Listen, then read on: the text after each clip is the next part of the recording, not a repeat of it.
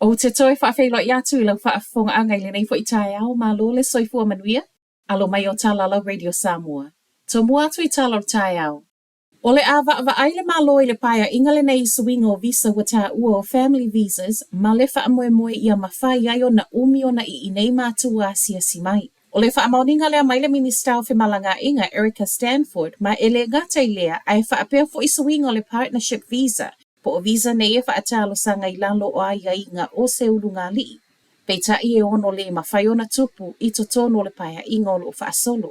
O suinga I visa o mātua asia si mai. O le lava na whaailo mai le National ma le Act la ua te waai I ai pe atu lai mai. O le Act o lo tu malosi a whaiese visa 5 tausanga mō mātua o tangata na soifuane I tunu mamau. A o le wa avea nei manofo mau pe siti seni fo I New Zealand. Ma o ai inga o lea visa o le mawhai lea e au a inga o lo I New Zealand o na whaatupe tau e wa ele fo mai.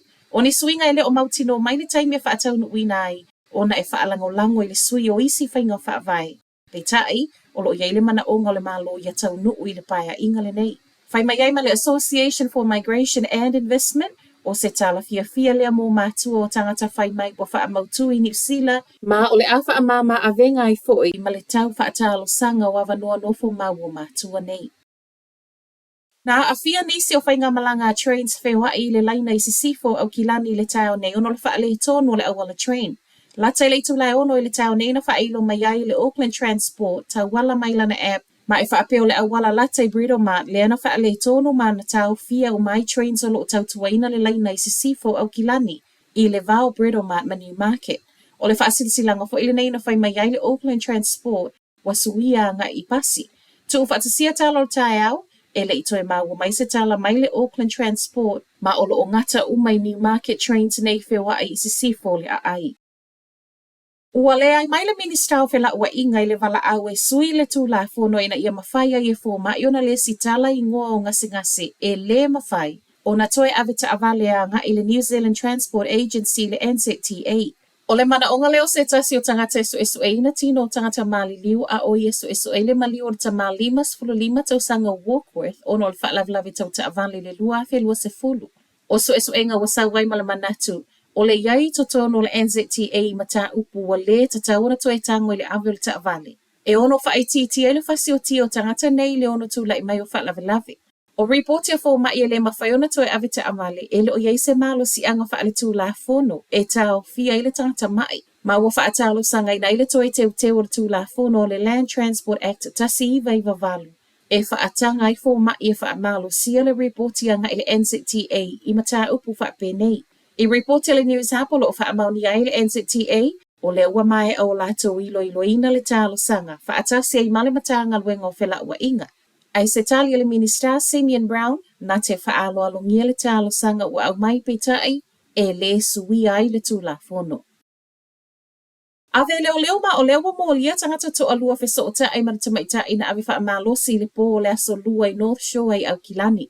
A o whaata otolia pea I whale mai leo lo o haafia mai Beach Haven o le awaulia na nafi na sai mai ai leo le I tolo sfulu lua tau sango Dairy Flat, ma le tamaita I lua sfumalvalu tau sango Bayview, ma o le ana sai mai se tasi o whale ai ngai le tau langa I au kilani. O moliango le avi whaamalosi ma le wha umanua leo lo o moliai I la ua ma o le tamaita ai, o le lava fo I sa iai lo na tusi sai.